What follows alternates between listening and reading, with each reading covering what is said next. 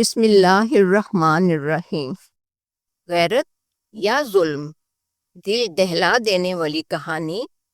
اس کہانی نے کئی سوالات کھڑے کر دیے۔ زویا ایک پڑھی لکھی فیملی سے تعلق رکھتی تھی۔ اس کا ایک بڑا بھائی بھی تھا۔ وہ لوگ ہنسی خوشی رہ رہے تھے۔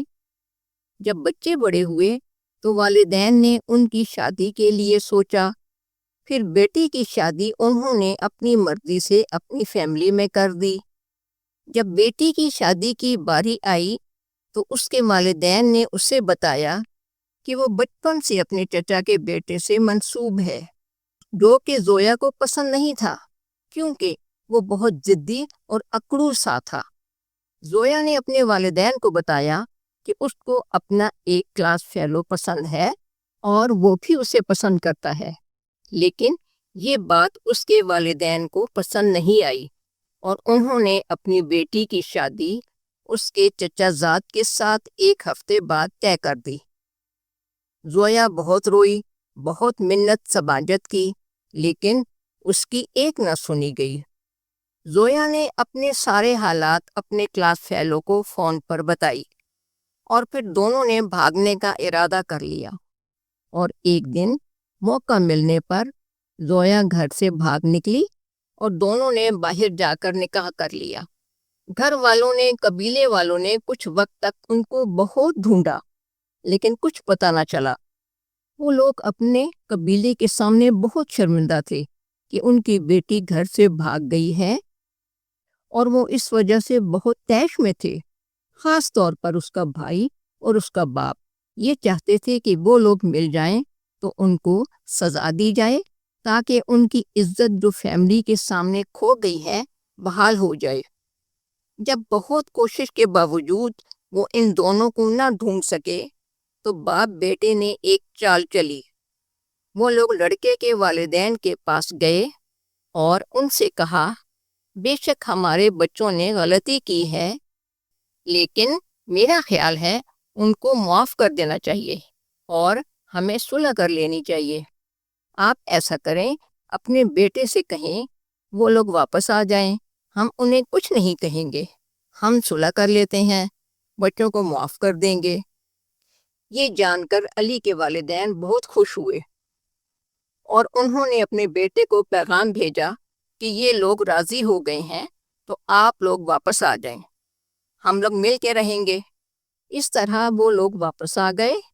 وہ دونوں جب گاؤں پہنچے تو شام ہو چکی تھی، اور ابھی وہ اپنے گھر کی گلی میں داخل ہی ہوئے تھے کہ ہجوم نے انہیں گھیر لیا۔ کسی نے چیخ کر کہا، یہی ہے وہ لڑکی جس نے باپ کی ناک کٹوا دی۔ ایک لمحے کی خاموشی، پھر گن کی آواز۔ زویا زمین پر تھی، اس کی آنکھیں کھلی تھیں جیسے پوچھ رہی ہوں، میں نے کیا گناہ کیا تھا؟ علی نے چیخ مار کر اس کا ہاتھ تھاما، مگر وقت ختم ہو چکا تھا۔ کسی نے نعرہ لگایا، اب اس کو ختم کرو۔ دوسری گولی چلی اور علی بھی گیا۔ سرے عام دو لاشیں پڑی تھیں اور مجمع منتشر ہونے لگا جیسے کچھ ہوا ہی نہ ہو۔ اس دن نہ صرف دو جوان جانیں گئیں، بلکہ انسانیت، رحم، محبت سب دفن ہو گیا۔ کاش کوئی بتاتا، جو عزت سے نکاح کرے وہ گناہگار نہیں ہوتا ہے۔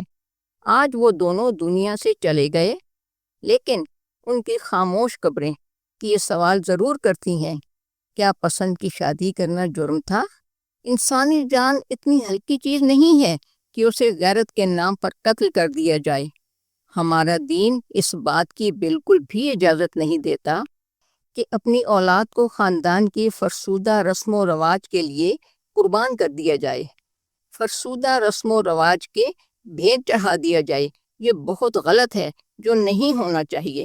لیکن دیکھنے میں آیا ہے کہ ہر کچھ وقت بعد، ہر کچھ ٹائم بعد ایسا واقعہ رونما ہو جاتا ہے جو دلوں کو دہلا جاتا ہے اور سوچنے پر مجبور کر دیتا ہے کہ کب ہمارا قانون بدلے گا، کب لوگوں کی سوچ بدلے گی۔